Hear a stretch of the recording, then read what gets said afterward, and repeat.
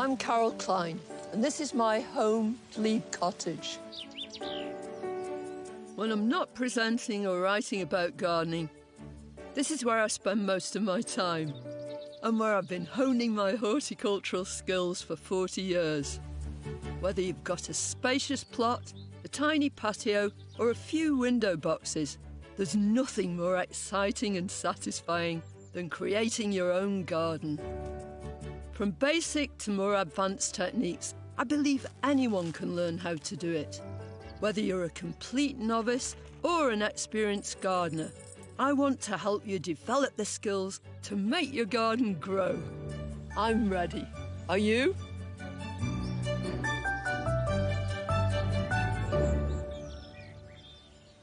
Welcome back to my garden here at Glebe Cottage in the autumn. I love this time of year.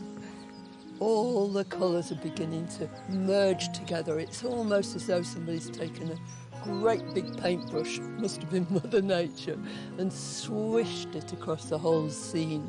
And yet, here and there are these blobs of brilliant colour, which let you know that autumn is well and truly here.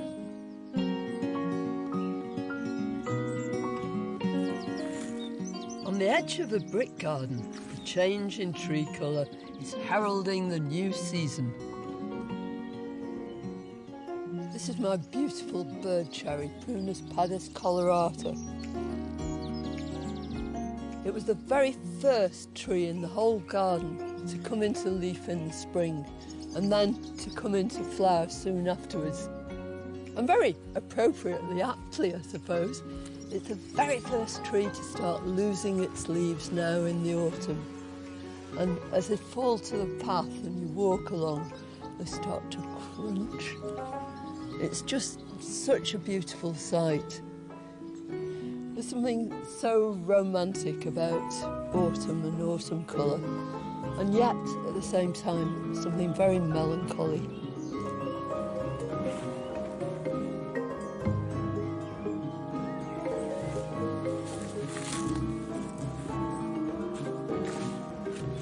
This. Talk about a happy accident.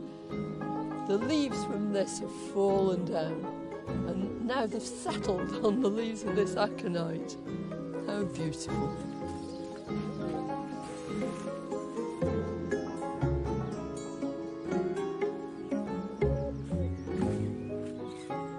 But the plants above all others, which really let you know what time of year we've reached, are the grasses.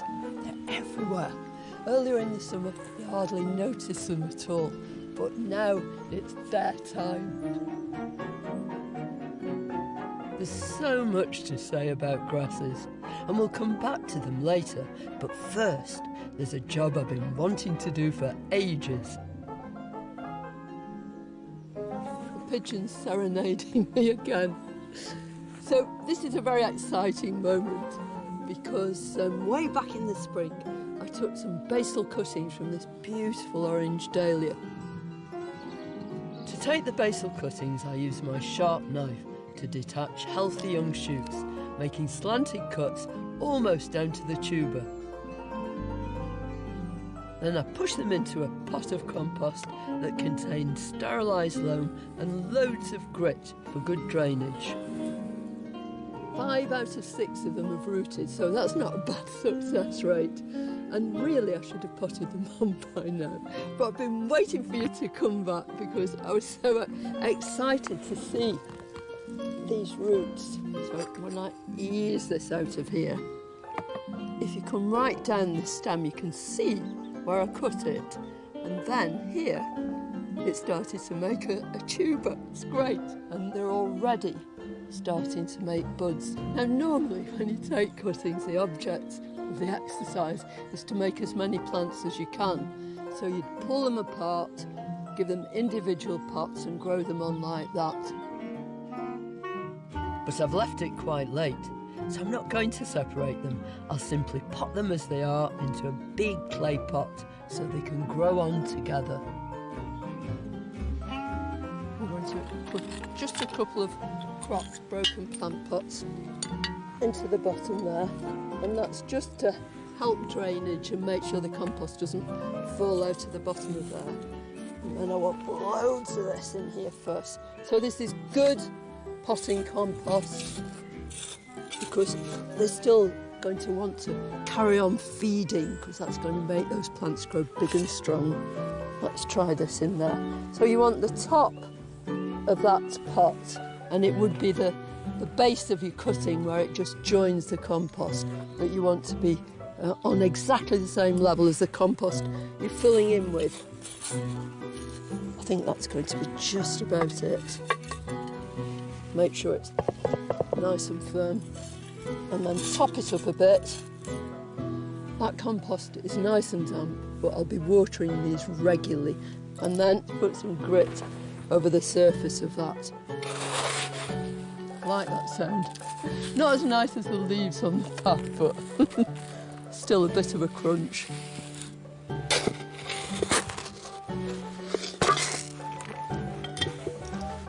If you need to pot on your rooted cuttings, use crocks to help drainage in clay pots. Use a good quality potting compost and water regularly. Perfect kind of weather for potting up dahlias. A really beautiful sunny day.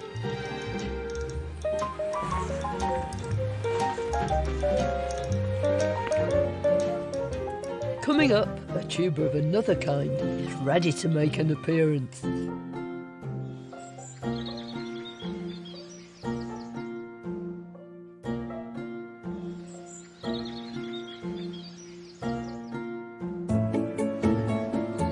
The arrival of autumn brings with it an abundance of delicious edibles, ripe for harvest, and I'm dying to get on with it. I suppose you could call this the productive hub of the entire garden. It's my vegetable garden, and we've grown all sorts of different things in here, but we did an experiment here last year. We used part of the veg plot to store our dahlia tubers. It's a way of overwintering them. We heaped lots of soil on top of them, and they got through the winter brilliantly. The time came for them to make way for my seed potatoes, so I dug up all the dahlias and potted them up. And it's those very dahlias which you can see all around the garden now. But a funny thing happened when we were potting up our dahlias. We put them all in separate pots after we dug up these tubers. But in this one, there must have been a rogue, teeny potato from the year before, because when I looked in the top of the pot, I could see this green growth, and then, look, it's full of potatoes. They're both tubers and they seem to get on very well, but I wouldn't recommend it as a growing method. A bit earlier too, I'd also planted up potatoes in a great big pot. Because of course, if you haven't got a garden, you can still grow your own spuds. Well, in the summer, when they were ready, I turned the whole pot over. And the crop was so bountiful, it was brilliant. I might even find a few more in here. But now it's time to really go to town and harvest these potatoes that are in the ground, and I can't wait to see. There's something very, very exciting about it. You've seen all this green growth come up, it's all died down, and underneath the ground is where the treasure lies. Look at that. That pheasant that absolutely terrorised the garden and everything in it in the spring is down there. We've just started putting bird food out again, so I think immediately he's moved back. Cheeky thing.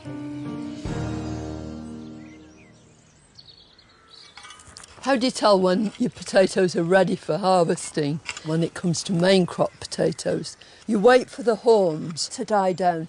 That's these dead stems. And you know then that your potatoes aren't going to grow anymore. So now is the time to harvest them, and this is the perfect day. You want it to be dry because you're just going to leave them on top of the soil for a little bit before you store them. So I'm going to plunge this fork. Which one shall we start with? I think there are a few here from, oh yeah. Here's the first of them. I think it's really lovely harvest. You know, when you start literally seeing the fruits of your labour, or at least the potatoes. The potatoes of your labour. Here we go. Oh dear. You always do it with one or two of these. It's only a flesh wound though. Yeah, if we clean it, I reckon that's part of mash for tea. Now, I can take all these out, leave them on the surface of the soil and let them dry out in this lovely sunshine. Turn them over a little bit, and when they're perfectly dry I can put them into a paper bag and store them. But if you want to, you can just leave them in the ground, because the earth itself is brilliant insulation, as long as no light gets to them, because then they turn green and they're poisonous. But if it's getting really, really cold and frost is threatening, then you can pile soil up on the top of them, or just lift them then and take them indoors.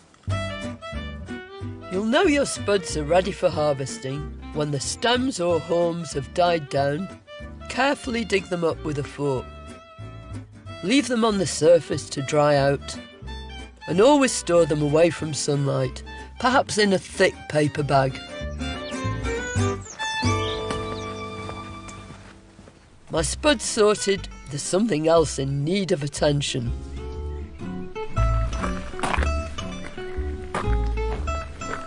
Oh dear, what's happening?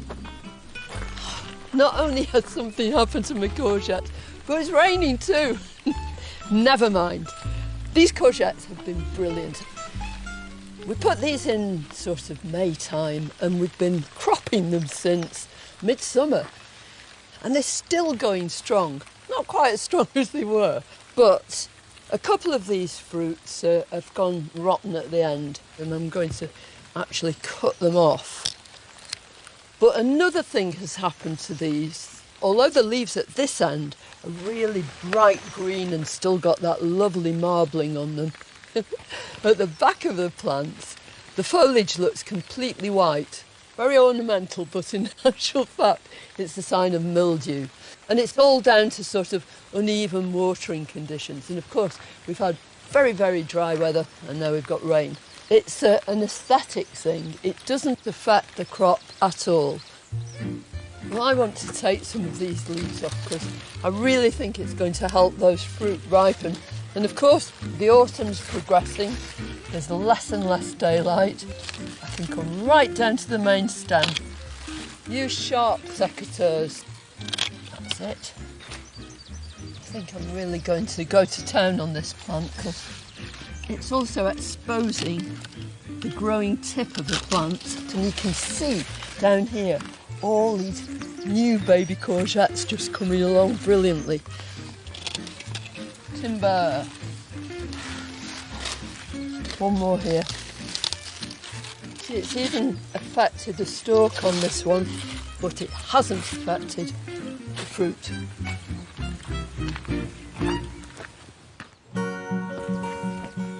Whilst my courgettes live on to fight another day, I must bid a sad farewell to one of my garden's oldest inhabitants. Oh, this is my lovely greenhouse. It's grown so many plants, thousands and thousands of them in its time. But I'm going to say goodbye to it because I got a brand new one. A couple of things though are left behind. These Nicotiana that have seeded themselves into the bench. There's a bit of love in the mist in the middle here too.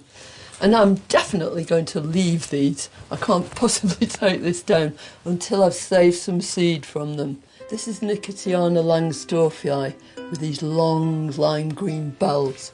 And this is its close cousin. It's called Mutabilis because the flowers change from white to pink. There's a bee in here, just doing its work as we speak, so even more seeds. I'll be really, really sad to take this down, but it's going to be going to a good home. It's been a real friend.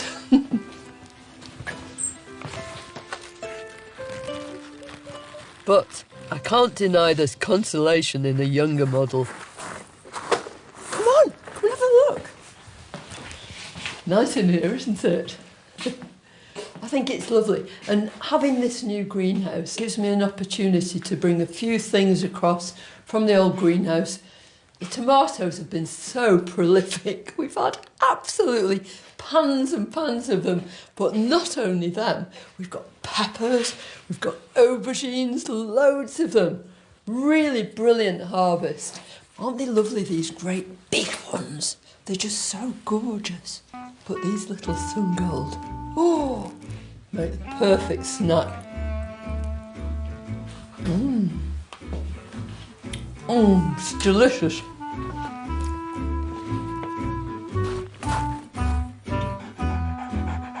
And autumn's luscious bounty continues outside.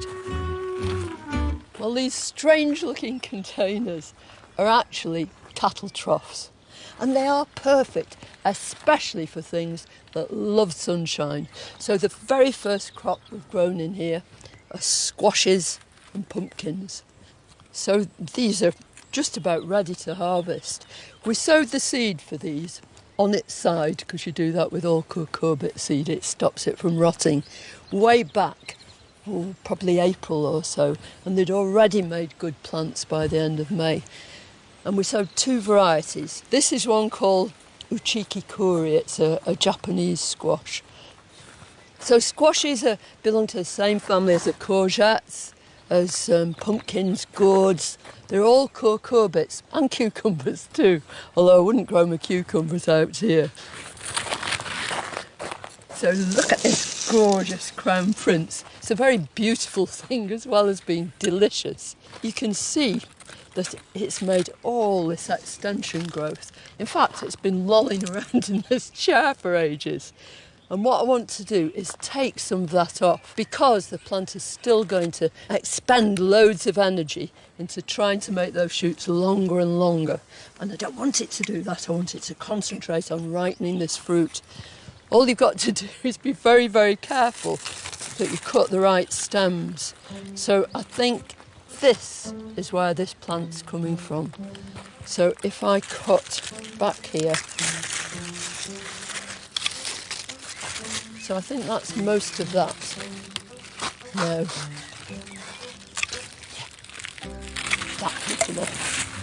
Right. And that means also that the sun can really get at this and ripen it. Have you seen what I've done under these? I've put, can you see under there's a stone, just to make some sort of separation between the soil and the fruit itself.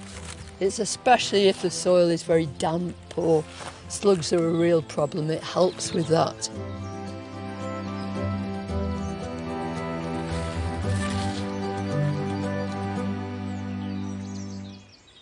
So I'm going to harvest this lovely Uchiki Kuri. But the interesting thing about this one is, here's the stem which has made this lovely squash. But then if you go further down the stem, there's another one. So I obviously hadn't cut the end back, and meanwhile it's decided to have a baby and make an extra one.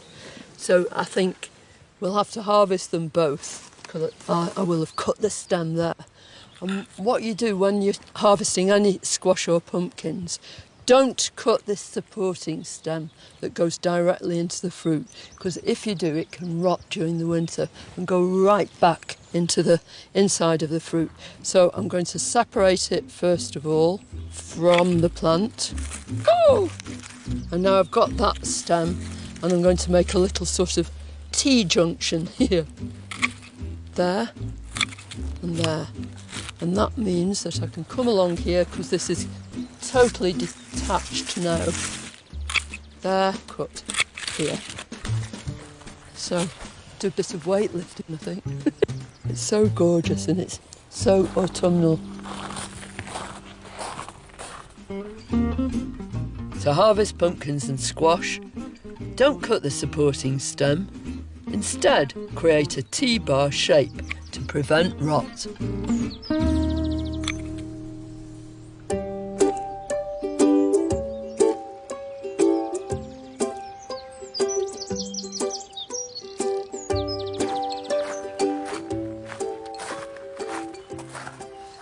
might be wondering what this strange organism is that's protruding from my sweet corn. It's very, very simple. It's actually a crisp packet. It's not just any old crisp either. This is chilli flavour, and the reason it's growing from this sweet corn is to deter the deer that were intent on eating them. So if I take it off, you can see the damage this started to do. And so far, it's really worked. Corn is just such a lovely plant to grow. It's a grass of sorts, a kind of cereal. People suggest that you plant it in blocks because you get good pollination in that way. What happens is that these up here, you can see the pollen on that. That's the male flower, and that pollen falls down onto these tassels. These are the female flower. This is a sort of ovary, if you like, and this is where that corn is made. When they're really, really brown, you can peel the outside away and drop them into a pan of boiling water with a bit of salt in it. And they only take about less than 10 minutes to cook. Take them out and smother them, not in chilli crisps, but loads and loads, lashings of butter. Back you go.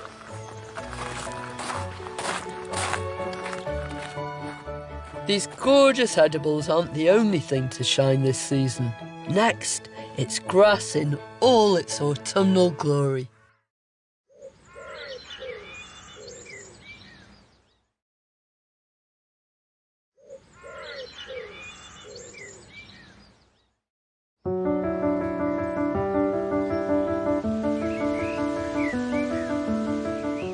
It's in the autumn that one group of plants begins to take over the limelight. It's at this time of year that we really begin to notice grasses. Walk along any road verge, under any hedgerow, and there they are, with their biscuity coloured stems and their beautiful, soft, wafting seed heads. They're an incredibly diverse group of plants too, mainly because they've evolved to suit every situation. You get grasses that thrive on the top of mountains, right down into bogs, by the seashore, absolutely everywhere. They cover about 2/5 of the world's surface. You couldn't be more successful than that. For humankind, they're extremely important. I mean, where would you be for your daily bread without them? At one time, the only grass we'd ever see in our gardens would have been the lawn, for kids to play on or to set off our beautiful borders with this green swathe. But times are changing. Over the last few decades, grasses have really gained in popularity as an ornamental feature in our garden. They bring something that no other plant can. This lovely softness, this waftiness, this sound, and the feel of the wind, especially the autumn breeze, running through them and creating a whole new atmosphere. Back at Glebe Cottage, our diverse conditions allow for all manner of grasses to thrive. In some places it's very sunny, and in some it's really, really well drained, but in others it's damp and others shady, and it means I can grow a huge range of different grasses. When we're choosing grasses, it's vital to choose something which is going to thrive in the situation we want to put it in.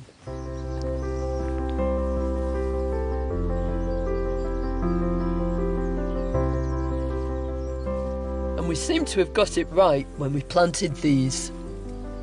These Millennias absolutely love this corner. So when I was planting these beds in the first place, I thought, I don't really need great big grasses in here, but I do love Millennias, and they love our damp, heavy soil. So I started off with this one. This is one called Edith Dudsus. And see how refined it is. It's got these long, narrow blades, and it's very upright, very erect too. And it's the perfect grass if you want to bring a Millennia into your garden at this time of year. All these beautiful inflorescences are purpley blue, but later on the whole thing will go completely golden. They're just delightful.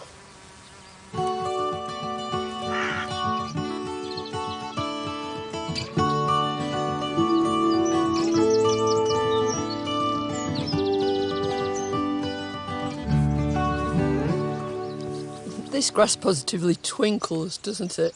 With the light coming through its seed heads. It's got lots of common names, this. It's called pheasant grass. It's extremely popular here and really does very, very well. Seeds itself all over the place. And it's an evergreen grass. So once these flowers and seed heads have gone, this lovely mound of beautiful foliage will remain. And one of the great things about it is that if you want more, you can grow it very, very simply from seed. And collecting it couldn't be easier.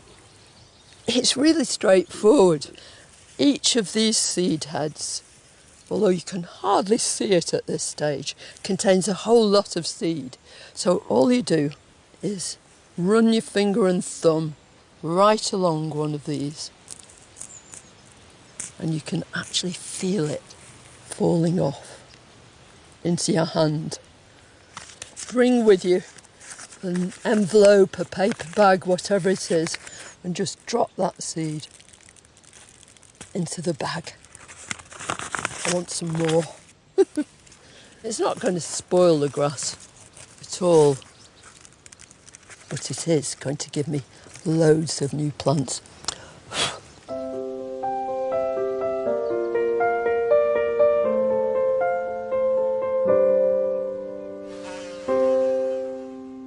Some people think that grasses are no good for wildlife, but although their flowers aren't pollinated by insects, they're wind pollinated, the pollen flies for miles. Nonetheless, particularly at this time of year in the autumn, they provide homes, venues for all sorts of creatures. Look at this spider on its web here.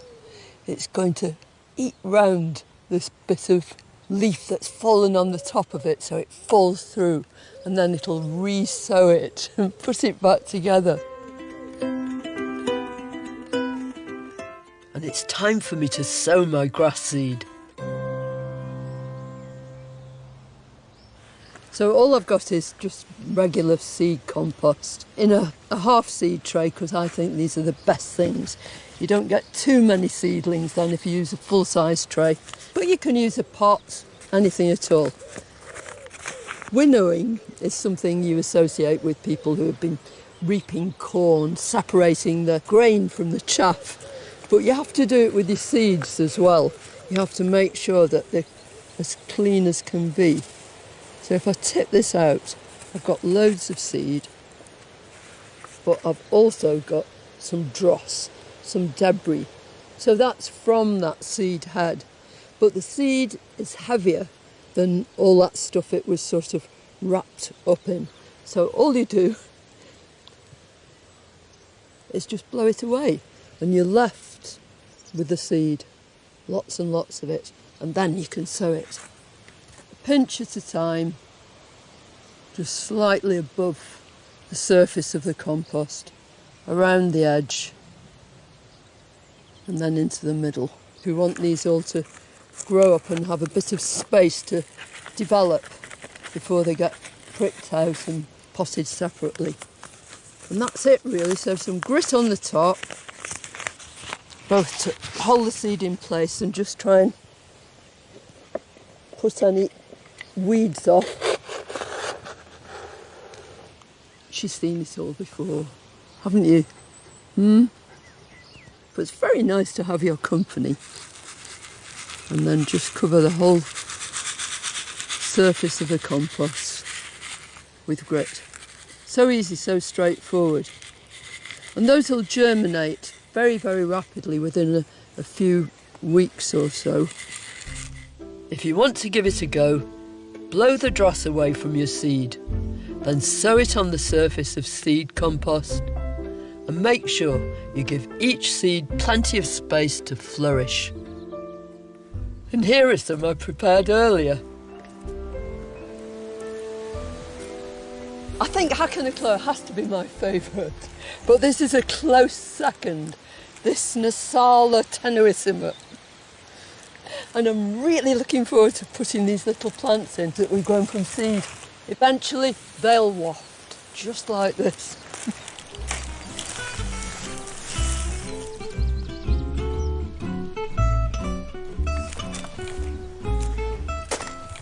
So we've got the wafty weather, we've got the wafty grasses. I want to add to this container. They'll grow and eventually they'll cascade over the edge of this pot. Each of these came from one seed and they're really looking quite dapper now. Just imagine the effect that you can create with lots of plants. And if I turf one of them out, look at that, really well rooted. Just ideal. That's the best stage to be planting these. They're not pot bound, the roots haven't gone round and round. Just push it in. Not adding anything extra to the compost in here. It's perfect. I mean, when we planted this, we didn't improve the compost in any way. It was fine. We just topped it all up. And grasses will grow happily in that sort of situation. At the moment, these look like separate entities, but eventually, and it won't take them very long before they all start to mix and mingle. One more down here.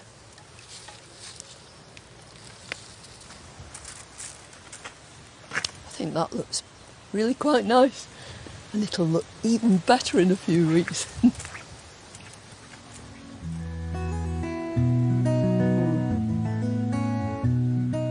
Whilst my grasses are pretty low maintenance, some residents of the garden require a little more TLC. Just a few days ago, this dahlia was looking absolutely magnificent. It was full of these great big sort of dark red chocolatey blooms, but now it's looking decidedly dishevelled. And that's because I haven't deadheaded it, so I want to do that now.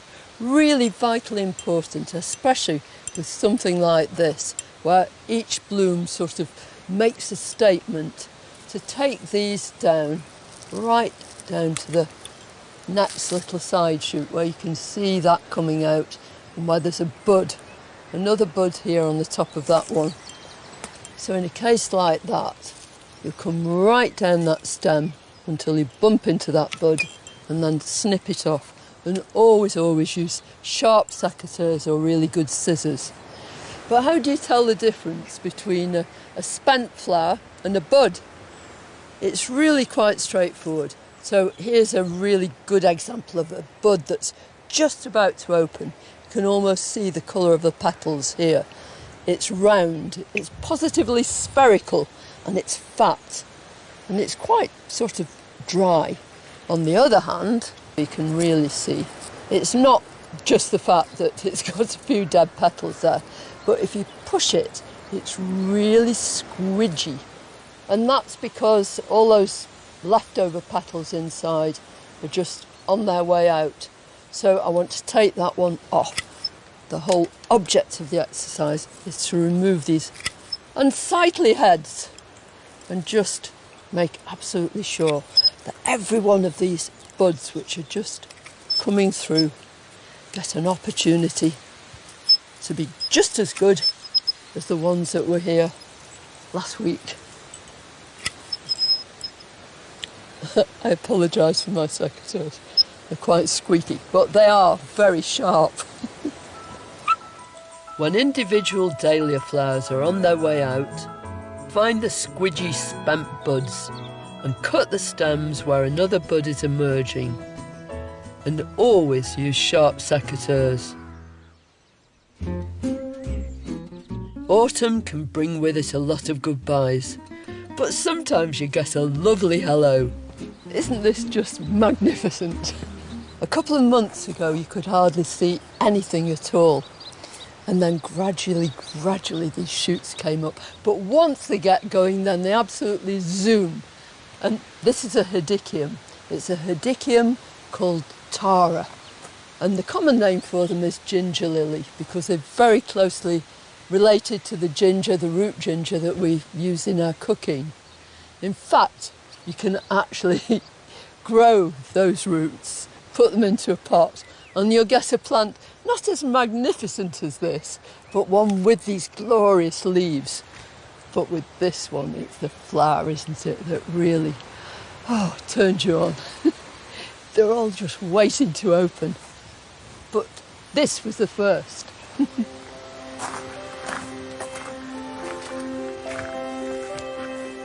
That's not the only thing that's looking beautiful at the moment.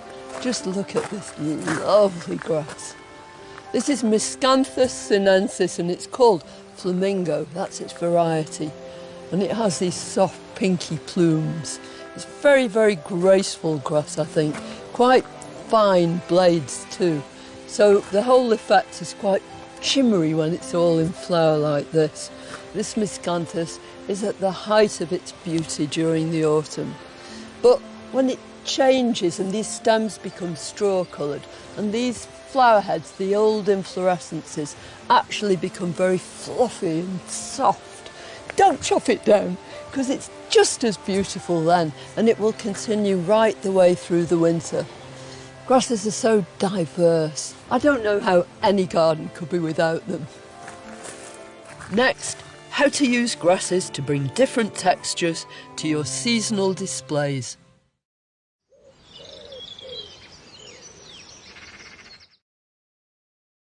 Có hay chăng nơi em mắt lệ nhòa, đầu lòng buồn nước mắt vẫn cứ tuôn. Thôi thì đành không muốn cũng phải buông. Bên người mới liệu có công viên muộn, đang rất vui hay là đang rất buồn. Nỗi nhớ cứ đến mùa vây, sao phải xa duyên tình kiếm này. Tịch tình tang, gió bay ngang trời giọt lệ đầy trang.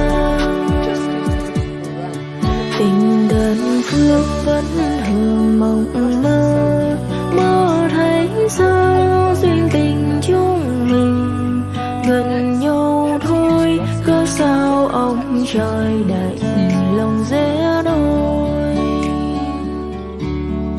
Tình đã xa chỉ còn hoài.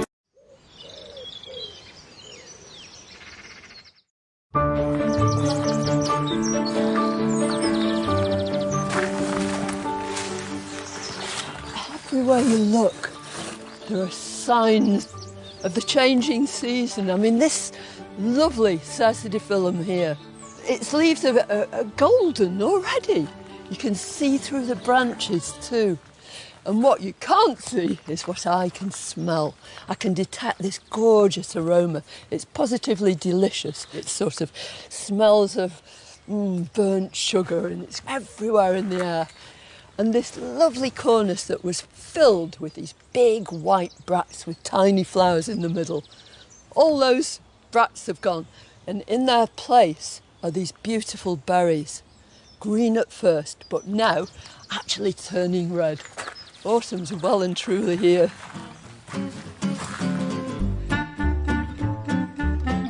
And I want to celebrate its arrival with a dark and moody display. This is the season when this magnificent plant really comes into its own. It's called Angelica gigas. It's from Asia, where it grows in woodlands. Don't you just love the way that these flowers just make these almost spheres? And that means that every single one of these tiny florets which compose every flower head can get pollinated easily. And this plant is pollinated mainly by wasps. Now, don't be put off at all. Wasps are a really important part of the whole system in the garden. They'll kill flies, they'll take caterpillars, aphids, all sorts of things. I've chosen this plant to play the sort of central role in this planting I'm going to do in this great big tub. It's actually a water butt, but inside it is a big tree pot full of great compost. And I love that colour actually with this dark, muted kind of crimson. So as well as this gorgeous Angelica, I'm going to use some grasses. This is the first one. People call it blood grass. Its real name is Imperata cylindrica rubra. And I think it's ideal to go around the base of this plant.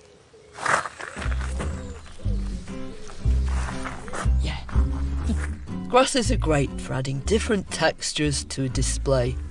And this next one will work perfectly alongside the bloodgrass. Some more grassage.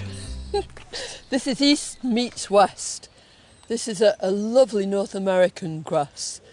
It's called switchgrass. It's Panicum virgatum, and this variety is called Shenandoah or Shenandoah. I adore these grasses at this time of year because it's now that you get these tiny twinkling sort of seed heads on it, and then all the leaves turn from very glaucous bluey green, tipped with red and crimson. It's going to go beautifully with that angelica, I think. Yeah. Can you see that? Decent root there. I don't really need to take any of it out at all. It's going to settle in beautifully. So I'm going to put this one right in the front. Look at those colours together, aren't they just right? Yeah, you couldn't have painted it, could you? Now from a bloodgrass. This grass, I've never ever seen it flower. You grow it for its foliage, and this is how it spreads. It just sends these little rhizomes under the ground and up it'll come. This switchgrass is very light and airy. It never takes over. It really does mingle well. I think we'll have that one on this side.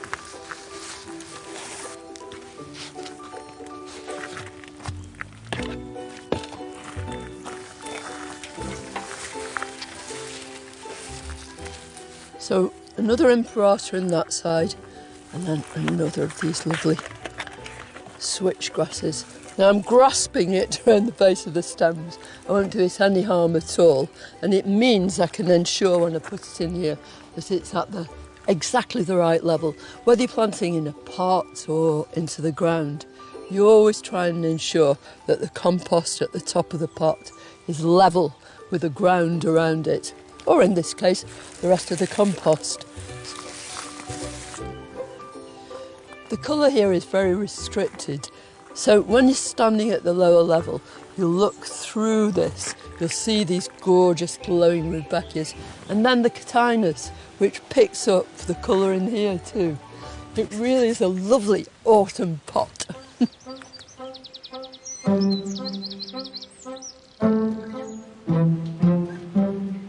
One of my very favourite things about this time of year is getting to do my food shopping in my own back garden. I think there's enough for you too.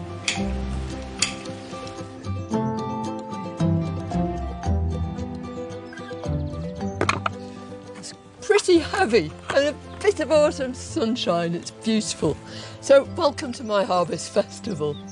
This represents a whole load of the crops that we're just picking at the moment. And this is the peak time really for harvesting all sorts of things. Our gourds have ripened beautifully. We've got courgettes, masses of tomatoes. We've dug out potatoes. And here is some passata that Neil made from all those pans of little tomatoes. Next time, I'll be exploring the magic of bulbs. How is that for perfection? This tall stem and this great white chalice. And showing you a family of flowering plants that no autumn garden should be without. Salvias. Can't wait to welcome you back to Glebe Cottage next time, but bye for now.